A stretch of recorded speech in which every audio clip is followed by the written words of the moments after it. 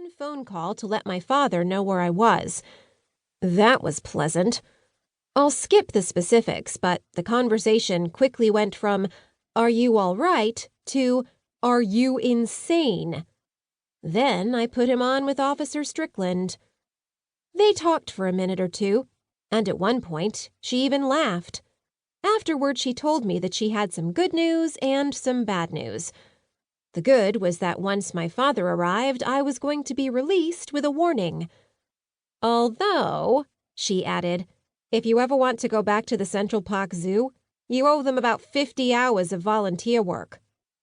"I guess that's fair," I replied. "It will probably involve a shovel and animal poop." The thought of that made me cringe. Is the animal poop the bad news? No, she laughed. That's still part of the good. The bad news is that your dad can't pick you up until his shift is over, so you're gonna have to spend a few hours in the holding cell. That's where I am right now, sitting on a wooden bench in the holding cell with a small puddle of water around my feet. The cell is about twice the size of my bedroom, and, for the moment at least, I'm alone. I guess that's technically a bright side, but I think when the bright side is that your jail situation could be worse, then things are still pretty bad. So, why did I do it? Why did I climb up on the rail and cannonball into the freezing water? Was I escaping a crazed zombie? Was I protesting the treatment of animals held in captivity? Was I just being stupid? No, no, and no. Although the stupid one is debatable. The truth is that I was trying to get arrested, and not just anywhere.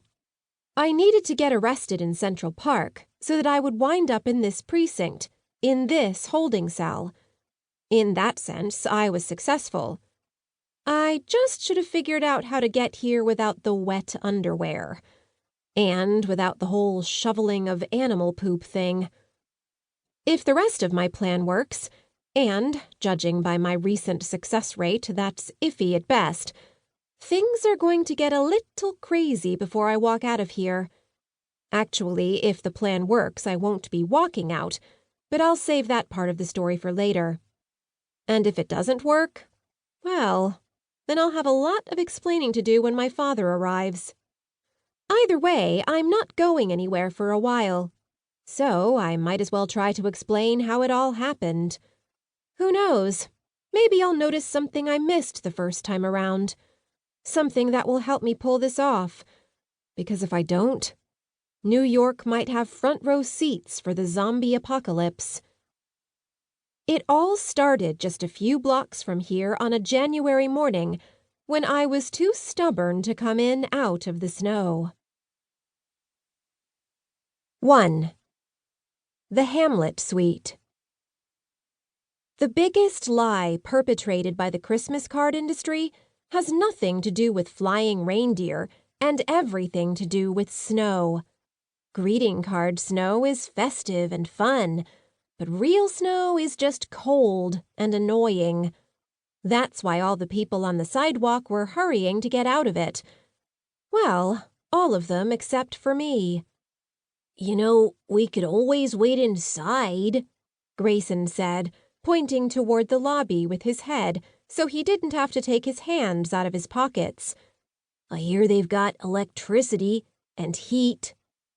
"If we go in the lobby, Hector will send us up to the apartment, and I don't want to go to the apartment without Alex," I replied. "I want us all to go together, like a team." Hector was the doorman in Natalie's building, and, like all good doormen on the Upper West Side, he didn't let you just hang out in his lobby. He kept you moving, especially when the weather was bad. That meant we had two options: stand in the snow and wait for Alex, or go up to Natalie's apartment and start without him. "Let's just give him 5 more minutes," I said. "If he isn't here by then, we'll go anyway." It was the first time we were visiting Natalie since she'd been released from the hospital. The first time the 4 of us were going to be alone since the epic failure that was New Year's.